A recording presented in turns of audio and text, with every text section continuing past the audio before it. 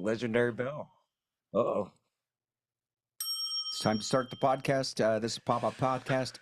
Bob Rivers here with my son, comic Andrew Rivers. Greetings. It's kind of I think it's a kind of a cool banner weekend for us because you did your first headlining show at Wise Guy Comedy Club in Las Vegas. For those of you who don't know where that is, it's near the dump. No. Right next to my career. Yeah. No, it's right near the Strat, and it's a cool little club. And Well, they have two locations as well. So this was the Arts District. that's right. And there's one at the Town Square. Town Square Mall. And so Lisa and I went to the first show, which was, I didn't know, the roast of Tom Brady, except for his dad was Tom Brady. And it was great. I get it. Yeah. Yeah. Well, they had to get it. No, it took me a long time. So all the jokes are about him. That's what. Yeah. Yeah. It was the roast of Bob Rivers.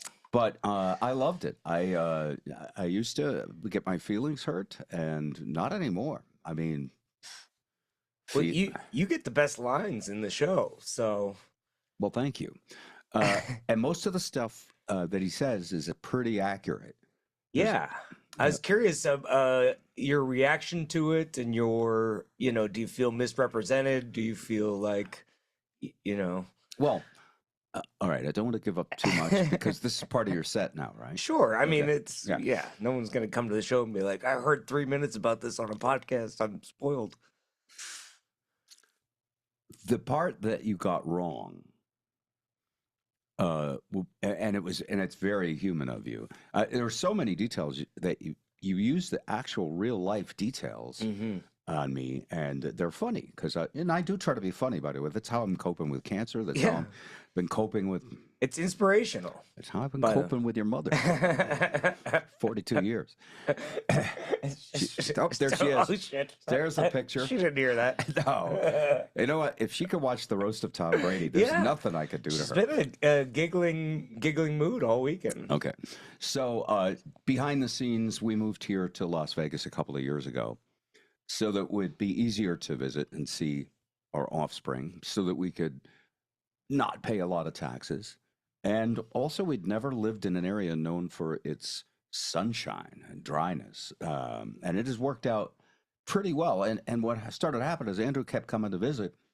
And when he would visit, he would know some comic. And they would put you on stage and you would do a guest set. Mm-hmm. And so we would go watch to see 10 minutes or 20 or whatever the maximum is. And which other clubs were you? We did. You saw me at Jimmy Kimmel with Craig Gass, probably. That's right. Yeah. Did you do one at the Strat? I did, but you didn't come watch that. Yeah. Yeah. I was nauseous that night. I mean, I was sure your comedy would not help. Yeah. Well, the headliner was Corey Michaelis, so that would have been making us both vomit. Oh, but, I love Corey, though. Yeah. He's great. He's a fun boy. Okay. So anyway, what happens is we go to a club. Maybe it's the third or fourth time we go to see comedy here. And this has happened every time. Someone comes up to Andrew and says, they're walking over to the table and they say, "You're Andrew Rivers. Oh, you're one of my favorite comics." And they could be from anywhere in the country because no one, in Vegas didn't fly here because they don't know how to do math. I think that's why they fly here. That's exactly to gamble because they don't know how to do math. Yeah. So at the third or fourth club we went to, Wise Guys, one of the managers came up and said, "Hey, Andrew, how you doing?" And she knew you from a different club. Yeah, she used to manage the Salt Lake City location. This is what it's good to have, sort of franchisees that will, you make rounds early on in your career, and then people stick around in this business in some capacity. And the ones who run the comedy clubs really love comedy. Yeah, because they're not billionaires. Well, it's no one's getting rich off comedy, except for Kevin Hart, Chris Rock, and and the one percenters, and Taylor Tomlinson. We have to mention her. Sure, she's like this is a comic young gal who blew up on the internet, who we saw co-headline with you, probably about 6 years ago. Well, it was probably longer than that, but yeah, combined now we've generated millions in revenue. So Combined? between the both of us. Anyway, by the way, is she burning herself out by doing that CBS show? Probably. Yeah. I got to think. I think they record like 3 at a time, and it's a game show with other comics. You should get on that. Yeah. Cool. Have you heard of SNL? You should try out. Yeah. You should stop having an unlisted number, first off. I think that's getting in your way. That's really the problem. Anyway, I'm very proud of you, son. We went to the show the other night. Now, and by the way, this will be coming out midweek. So you also just finished a podcast with a celebrity. Yeah, Craig Ferguson, tomorrow. That's when you're recording. Yeah, we record tomorrow, and I don't know when he'll put that out, but yeah, that's exciting, you know. That I figured this would be a fun warm-up podcast, you know. Does he know you, Craig? I mean, I just worked with him in Tacoma, and or did he have a last-minute cancellation and he had to fill the spot? You know, we were just in the green room and mentioning about how late night doesn't even pay anymore, and you know, things aren't as good in show business as they used to. I said, "Oh, you have a podcast?" He said, "Oh, right. Yeah." And then he just randomly was like, "You should be on the podcast." Oh. And then I was like, "Okay." And then he looked at his manager and he was like, "Whoa, just joke."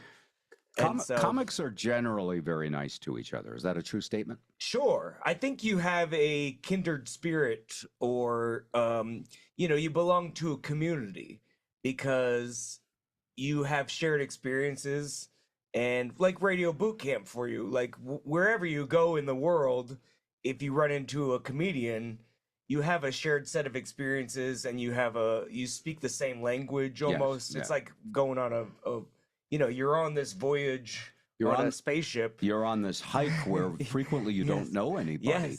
And suddenly you meet a joke Sherpa that you've seen somewhere on another mountain. Absolutely. And especially early on in your career, you're at the same open mics with everybody. You're all in this community. And then when you get to a paying level, you got to go to Tallahassee. He's got to go to Tennessee. You know, your best friend is in Brooklyn, and then people move to LA. And so you're really not, even if you both live in Seattle, you're just not seeing each other all the time. And so now you're going to be in LA next couple of days. Yeah. You're going to crash at Christopher Titus's house, kind of be like his, who was the guy who crashed at OJ's house? I can't remember. I don't know. But you're going to be living on his couch for a few days. Well, yeah, I'm going to stay with Keith for a couple of days. They specifically used the word one night you can stay. Oh, so okay. I just, you know, some people don't get those subtle hints. I like that. Hey, would you like to come visit for one night? Yeah. We would love to have you for one night.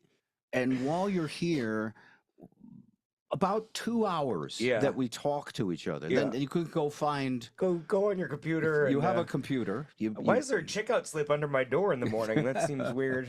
That's neat, though. One of the things I like about you visiting us is it's a working trip for you.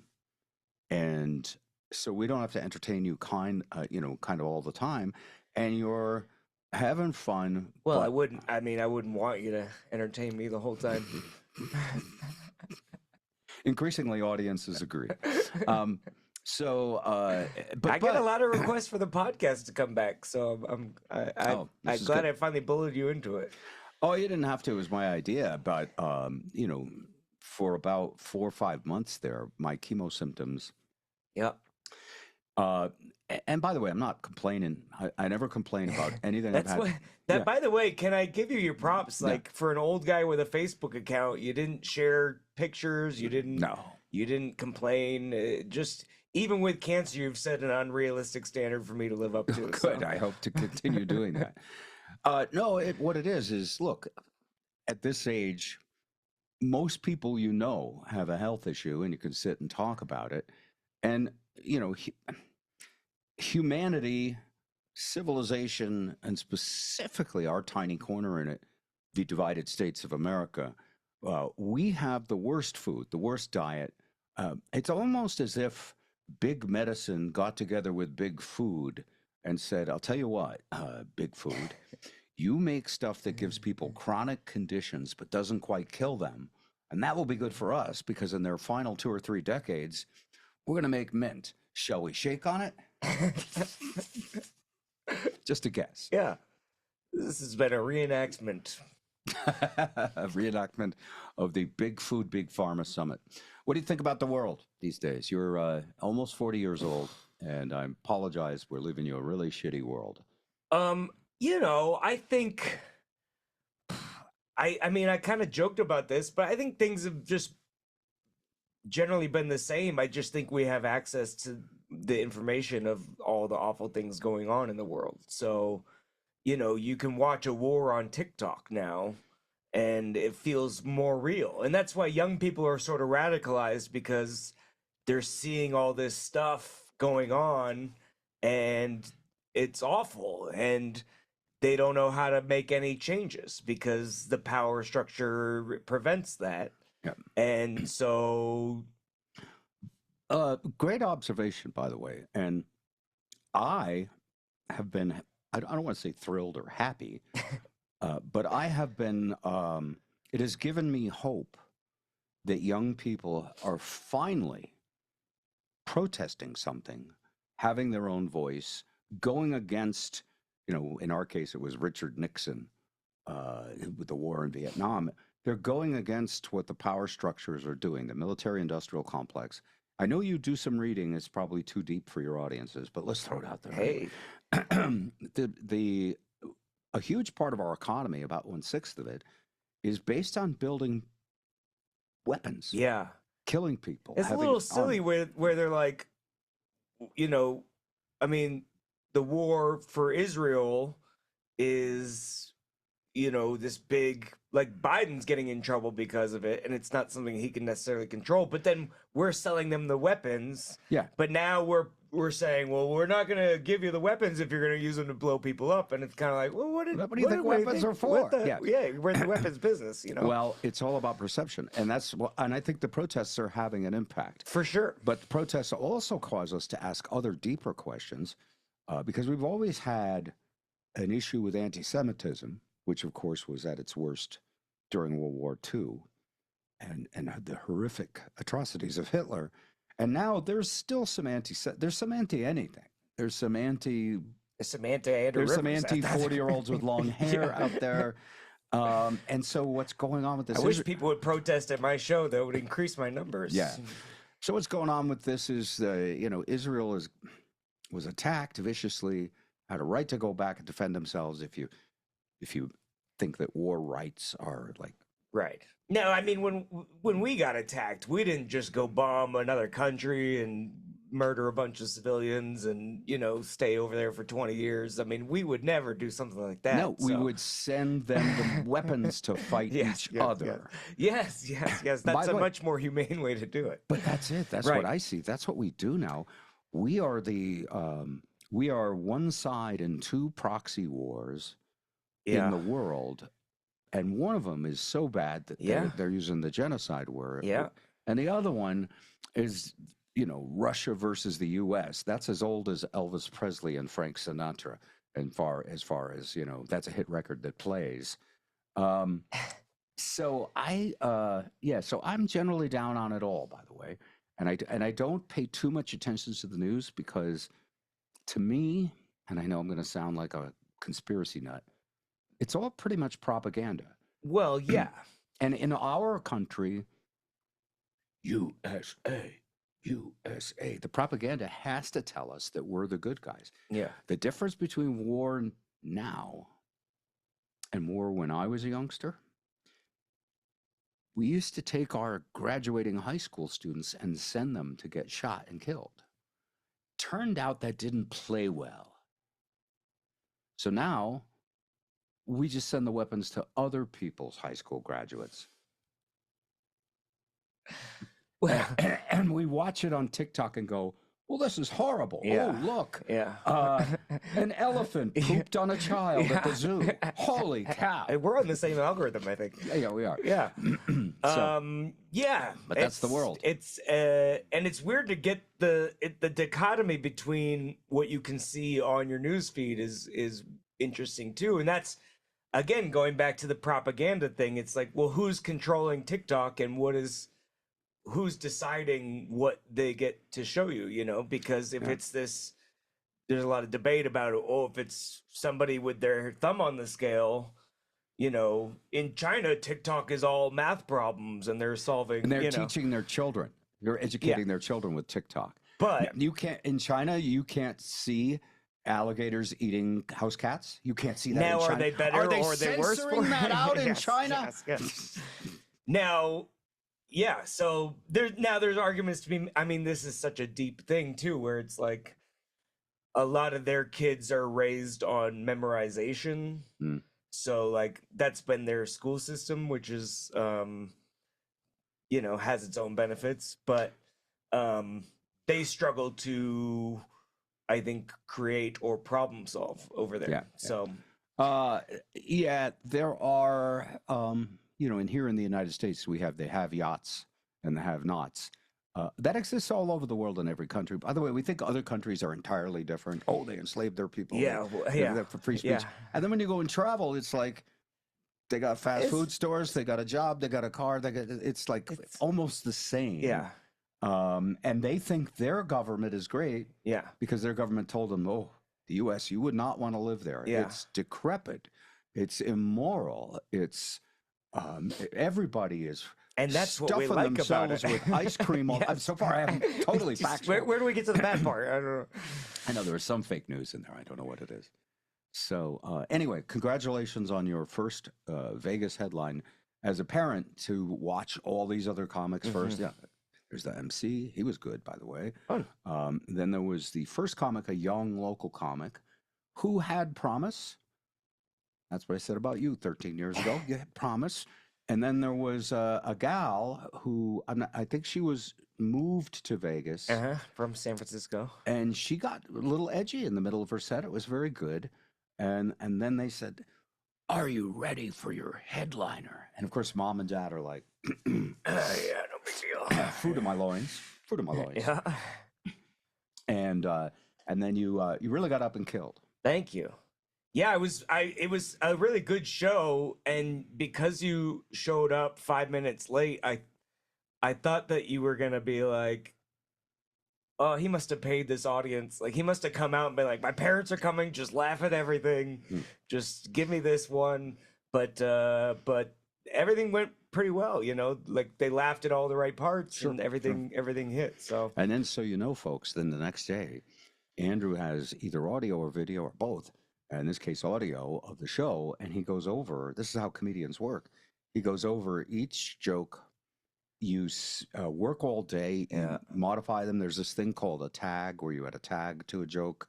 And comics sometimes give each other tags, right? Didn't Titus give you a tag or two? I mean, over the years, yeah. I mean, many people. You gave him one, I think. I gave him a few. Well, I don't know how well, you know, where they end up sometimes, but it is tougher too, as like, it's harder for people to write sort of for you, where they're like, oh, try something like this, you know, because everyone develops their own style and their own way. It has to be in your voice. But occasionally, like the line about you when I talked about how you loved Gabriel Rutledge's joke because it wasn't one of mine, you know, like that was a really key line. That's a really key laugh in that spot because there's more silence than normal or more on purpose, more setup. Yes. To build up tension, more setup. And I was on tour and I had just written that and I was rehearsing it while my roommate was in the shower, but the bathroom was still, he could still hear me. And so he got out of the shower and he was like, I have a tag for you. And then that was the line that he gave me of hey, add a laugh here where you say it was his favorite joke because it wasn't yours or something like that. Oh, that's nice. So and Gabriel helped you with that. Yeah. So he did loan you like someone would loan a next door neighbor a rake or a shovel. Yeah. or a cup of sugar. Except I get to, yeah, a cup of sugar is good because Yeah. I get to keep it. Yeah, Some that's good. ingredients for the You don't have to for the return them. comedy pie. You can't have that joke anymore. That's All right. fun. Well, it's great to have you here in Las Vegas. I hope you keep coming back. Thanks. And I hope you get a residency at the Venetian like Taylor Tomlinson did. But you're, I know you, I know you believe this. You probably have to become some minority that checks some boxes. So could it be trans? Could it be? I've already got the hair and the pretty face. You know, I don't A know. couple of falsies and you could pull it off. Yeah, I don't know. Again, the internet is going to be the great equalizer in terms of, if you get a follow, Yeah. really, the industry is backwards now, where it's like, the industry used to make the man, and Yes, now yes. the man makes the, like, literally. It's the same. Comedy clubs are just Yeah. in the business of selling alcohol, so it's whoever can fill the club. Yeah, with yeah. people who will buy booze. But also whoever fills the club is whoever just blew up on the internet. Sure. And so it used to be, yes, you'd have to convince someone, a curator, to let you on. It's the same with music. Right. Anybody can make music and distribute it globally. And so that's the thing you talk about, is like when there was a gatekeeper, and for the last couple of years they've been like very heavily focused on diversity, like all these women on TV complaining about how we never used to let them on TV, and Well, that's why I gave you shit, because Yeah. Taylor Tomlinson is all of a sudden playing at the Venetian for 5 nights, and I'm like, well, you were both equals a few years ago. What happened? Well, she was a lot more talented and And worked beautiful, harder, and, and could- easier to look at, helps for could sure. talk but- about female stuff that is interesting. Yeah. Like, I know nothing about what it's like to be a 30-year-old woman. But I've been locked in 0 mental institutions, so the trade-off. That's a disadvantage for you. Were we too good of a parent Yes, that's for you to be a great yes, comic? Yes, Yeah. Okay. it's your fault. Yeah. As far as the material goes, first of all, it was funny because Mom's review, or your review, was that Mom has laughed harder at that show than any other show I've ever done. She did, and she the joke I made. I didn't make the full joke on Facebook. Was the last time she laughed that hard was the last time she saw me naked. It's funny. Yeah, but I just put shirtless on Facebook. 'Cause I'm not one of those shock jocks on Facebook. But no, she really, and you know what it is. You white guys with your dick jokes. She seeing you headline in Vegas, knowing what we've had to pay for tickets to see people in Vegas. Yeah. It's like your foot is in the door. The camel toe is under the tent. Yeah. It's time.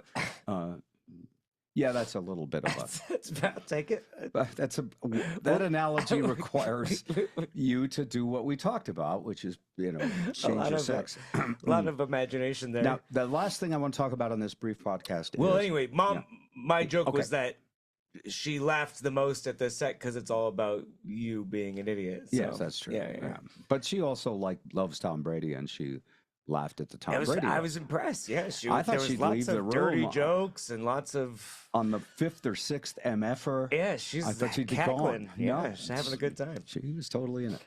Okay, so the last thing just to mention, and I don't want to get too personal because I don't want to No. mess it up, but Andrew, over the years, has had several girlfriends Oh boy. or girl acquaintances. Sure. Sometimes you're in the friend zone like I always was.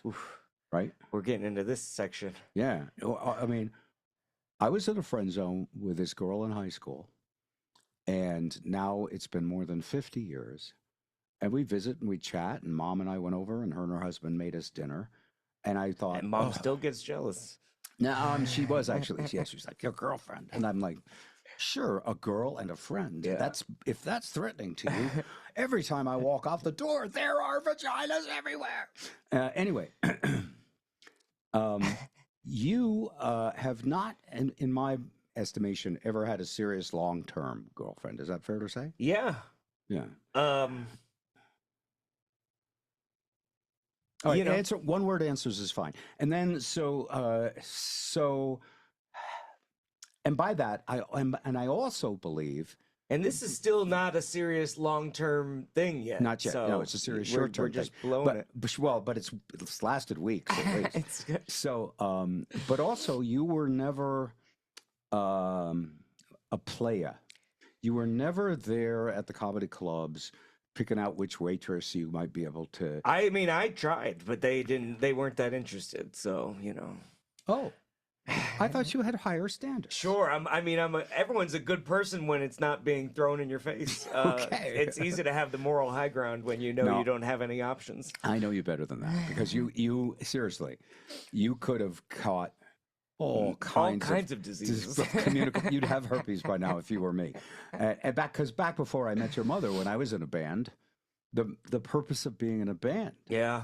was To try to get laid. Yeah. to become a great musician. No. I should have learned to play guitar. Yeah. So anyway, but this new gal, and we could say her name, right? Sure. It's a common name. Yeah. It's Kelly. Uh-huh. She rides horses. She's very beautiful. Sure. Does she have a vision problem? Yeah. Yeah. She doesn't see a future with me. That's the problem. Yeah. She's I funny. yeah. She's funny too. I mean, this is the first girl where we like FaceTime Zoom called. with Yeah. Me and your mother because she just wanted to meet us. She just happened to be. I just happened to be hanging out with her on Mom's birthday, and so when I FaceTimed Mom, she just happened to pop in, and she's really doing a good way weaseling her way in, so I can't push her away yet. So Well, don't you dare push her away. I know Because you like listen, this one. dude, your options are not getting bigger as you get older. Your teeth right now Yeah. are white; they look great. Yeah. Your hair, not bad Yeah. for one of the Nelson brothers, and your face, you could still clean it up a little bit, but she's pretty hot as far as she pushes the right buttons. She's got a sense of humor. She's got her own life, her own passions and hobbies. And I mean, I don't know her, of course. She could I be- mean, yeah, she could be a this is all from serial- a 3-minute FaceTime call. she and could be you're- from one of you're those- already in love. one of those so- streaming TV shows where she's luring you in so you end up in the dungeon and then Yeah. she serial kills you. Sounds hot. But great material. The good die young. If your so- brother becomes a comic. So, Uh-huh. no, she seems wonderful. And when we were on the Zoom call, she was like smooching with you on the call, like it was a PDA moment. Oh, really? I didn't even. Oh, she. I don't remember that. I mean, I I'm not mean, gonna- I'm not going to do it, but she was, yeah, arm She- around me or whatever. But snuggling. oh, there you go. And for the first parent meet, I thought that was a bold move. Yeah. And anyway, I like her a lot from just 10 minutes of FaceTiming. You're the one who gets to decide how to ruin your life. You do your own. You're the Spin the scriptwriter. wheel of misfortune. Yes, but she seems very nice, and I think everybody should congratulate you in the comments for having a girlfriend for more than 2 weeks. Yeah, we're hanging in there. Hi, Mom. Mom, do you want to Do say you have anything? any comments? Do you have a review of the show or? I Get in here. Come here, gotta get Actually, close to a mic. No one sees my face if you're in there. Oh no, I haven't been listening. But happy Mother's Day to everybody, Yes. Okay. and also to you, Bob, for 2 years of Yes. surviving your surgery. 2 years since the surgery. That's right. 2 years on May 10th, and 2.5 years since diagnosis. And I am not quite a unicorn yet. You know what the unicorn is? Typically, it's a 5-year survival All right. because almost nobody. Sure. But I'm whatever halfway to a unicorn is. I'm a gelding. You're gelding. And I'm glad you're here. We Ann. knocked it. Thank We you. cut Come it back all. again. Yeah. Although it wasn't in the balls, it was up here. All right. Anyway, I'm leaving now. all right. What? We offended We you? talk about his balls. She wasn't actually listening to the joke. She was just staring into Tom Brady's eyes. Yeah. Oh, last night. Yeah, I think so. All right. Well, But so none of the material is you don't feel misrepresented. You don't no. feel Yeah. Okay. You asked me this. The one Sure. thing you lied about, yeah. and it was to protect yourself, which is, by the way, why almost all lies are told, I believe, in all of humanity. Check me, people, if you agree or not. The story of me falling down on the Southwest Jetway, Mm-hmm. where you sort of made it like I was not paying attention. You made it like I was, just an idiot for falling down. But what really happened that day is that Andrew and his mom were so excited to see the brother, Keith, and Leanne and the granddaughters. And here I am sitting there, in a wheelchair. I've got a cane, and I'm still not recovered from the neuropathy of chemo, which is what you could fall and kill yourself. Yeah. And I said it wasn't about that I wanted a window seat. It was that if you went up with me to go on early, which handicapped people get, and believe me, I'd really trade not having the cancer for the cool parking spot, just so you know. But what you changed the story to You was, said, well, what I happened want to is, sit in the exit row. no, I said, you guys can sit in the exit row if you don't go up with me. And you just ran up there anyway because your mother had asked, can we go? She wants the benefit. You Can we were go? in line, though. I was sitting down. No, you were in line. This is the human brain. How hard did you hit your head? It remembers the story the way the PR people inside of You our were head not. want to. Listen, No, we'll get look. Mom in here for this version of It events, doesn't too. matter because the bottom line was You were you in guys line. ran ahead. I did not lie in this story at all. You guys ran Oh, ahead I love this. and abandoned me and left me behind.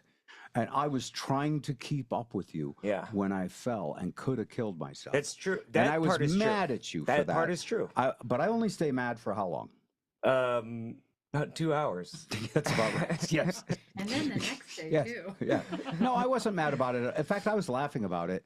But then we got to Keith's chiropractor, and Keith wanted to show off and give you his new age chiropractor, who's going to take 2 hours, with all this phony chiro malpractice stuff. I don't believe in Larry the chiropractic. Cairo guy. Yeah, He's got all that's sorts right. of That's right. catchphrases And so powers on. and you guys leave me in the car. Hey, this And was this okay. and so I'm sitting in the car all alone. This part of the story should be told. Sure. I'm sitting in the car all alone. Everybody's abandoned me because just let the guy with the cane sit in the car for a couple hours. If he has to pee, we'll just change his diaper. And We're so not getting a deposit back on this rental car for sure. He hasn't and shit so in Keith 6 days. Keith was probably feeling a little guilty that I'm sitting in the car. Like, why am I not in there?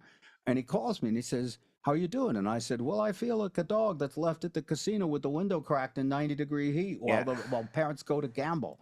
And it should be known, when I walked in, I said, how long is this going to, we got the puppy in the car. No one denies you're caring. You just don't do anything about it. Anyway.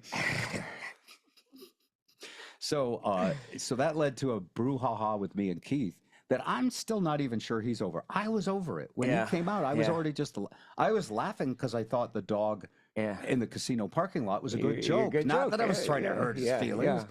And but you're trying to spoonful of sugar, let him know this is not my ideal situation. Yeah, but I also have figured out some people get jokes. Yeah. Some people get offended. Yeah. And you can't, it's hard to tell which is which sometimes. Now, like your mother watching all that slutty filth. It was so filthy. On the Tom What Brady a thing. bunch of dogs. Yes. so he's but it was like Scope toothpaste. Yeah. I hate this twice a day. Yes. well, I just wanted to his discrepancy. He still claims he was sitting down at the airport in my joke when I say he's in line wanting to sit in the exit row. All right, let's scratch that. Let's just say he's recovering. Let's just say you guys ran off without me and left me behind to try and catch up and fall on my ass. That part there's no disputing. No, that's not. That's true. All right, Mr. Stormy Daniels, you may sit down now. We got what we want. All right. Hey, Lisa, come back because we have to say Happy Mother's Day and wrap this up. Come here. Come back. I want to mention while Lisa is coming back that with my brother Michael and his wife Oh Chandra, yes, great song. and my other brother Richard, who's a great guitar player. Michael and Chandra do like folk clubs and coffee houses. Anyway, I saw them do a song. I said, "Hey, could I? I've always wanted to produce a song by my family." And there was great talent in my family. My departed brother Paul was a drummer. Richard is seriously studio level, incredible guitar player. And Michael and Chandra are the cute husband-wife couple singing a folk song that you see them smile at each other and they just effuse a kind of love that we all wish we had. Don't we, Lisa? Oh, wow. Anyway, Speaking of filth, get this off it's the a screen. filth. It's a anyway. So this is a Happy Mother's Day message. If you're on Facebook, or you could see it on YouTube starting later on Mother's Day. It's called "Mama Was Right," and it was a song written about my mom, Barbara, and performed by her 3 boys.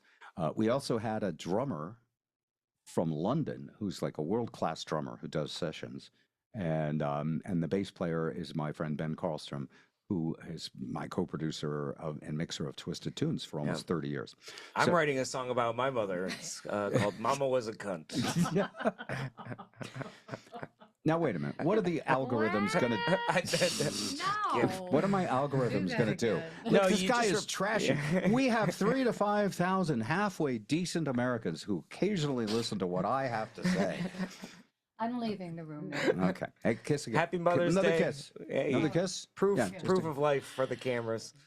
Ooh. Thank you. Happy Mother's Day, everybody. Andrew, you can check him out at, don't bother with the World Wide Web. He doesn't even update that. Nobody has the web anymore. I've just bought a new website, actually. Oh, did you really? Okay. Facebook is where you'll find Andrew J. Rivers, Yeah. Instagram, YouTube. New special June 11th. Okay. So Oh, that's coming out. subscribe, yeah. That's going to be big. All right. Please support my son so I don't have to. Have a wonderful day.